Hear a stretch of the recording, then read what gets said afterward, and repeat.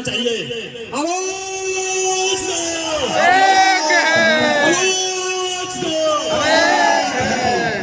काला कानून वापस लो, वापस लो, वापस लो, काला कानून वापस लो, वापस लो, वापस लो। साथियों, आप सभी को पता होगा ये वक्फ बोर्ड जो एक्ट जो लाया गया है, ये मुसलमानों को जो धार्मिक स्वतंत्रता के छीनने का प्रयास किया गया है। ये हमारे मस्जिद और मदरसा की जमीनों को छीनने का प्रयास किया गया है। ये हमारे जो मस्जिद है, हमारे मदरसा है, उस पर अतिक्रमण करने का प्रयास किया गया है। इसको आप समझ सकते हैं कि बिहार में बुद्धिस्ट टेम्पल एक्ट बना था 1949 में, और आपको मालूम होगा जो बोध गया में जो बौद्ध मंदिर है उस पर ब्राह्मणों के द्वारा कब्जा कर लिया गया है आज भी। और आज भी हमारे अम्बेडकरवादियों और बुद्धिस्ट समाज के द्वारा पूरे विश्व भर में सबसे ज्यादा आंदोलन बिहार में हो रहा है। और आज भी 10,000 से ज्यादा लोग आज जो है वहाँ पे लगातार अभी धरना पर बैठे हुए हैं। आप सभी को पता होना चाहिए कि ये जो बीटी एक्ट 1949 में जो बोध गया के लिए बनाया गया था, सेम एक्ट आपके जो है ये वक्फ बोर्ड बिल के लिए बनाया गया है।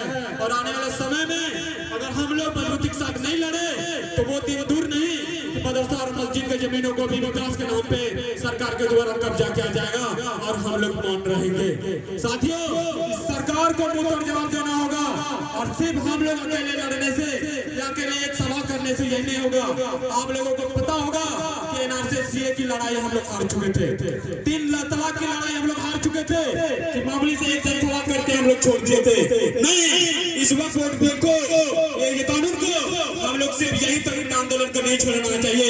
हमारे चंद्रशेखर आजाद जो भीम आर्मी के चीफ हैं, उन्होंने कहा कि राज्य से लेकर देश से लेकर जिला हर एक गांव तक कानून के खिलाफ हम लोग को लड़ाई लड़ने की जरूरत है।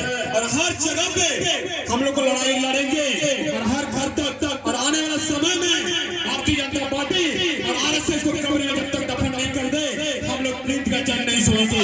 आप लोग ये संकल्प लीजिए, भारतीय जनता पार्टी को उसको कब्र में जब तक दफन नहीं कर देते हैं, आरएसएस को कब्र में दफन नहीं कर देते हैं, तब तक हम लोग चैन का सांस नहीं लेंगे।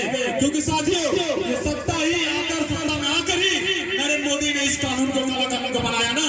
तो आने वाले समय में जब इनको हम लोग 0 सीट पे लाएंगे, भारतीय जनता पार्टी को, हम लोग फिर से अपने मुताबिक इस कानून को पूर्ण विचार किया जाएगा। और ये लड़ाई जब संसद में हमारे लोग नहीं लड़ पा रहे हैं, हमारी बहुमत संसद में नहीं है, तो हम लोग सड़क पे लड़ना पड़ेगा। कि संसद अगर हमारा सुनना हो जाए तो हम लोग को सड़क पर जो है अपने आवाज को करना होगा। भगत सिंह ने कहा था कि पैरों की सुनाने के लिए धमाके की जरूरत पड़ती है। ये जो बहरा समाज आदि जो है सत्ता है, इसको धमाका की जरूरत है। ये धमाका हम लोगों को सड़क पर बताना होगा। और इस काला कानून को, इस काला कानून को तब तक हम लोग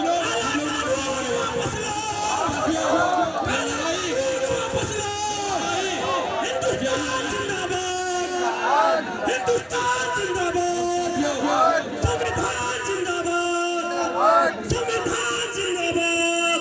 और साथियों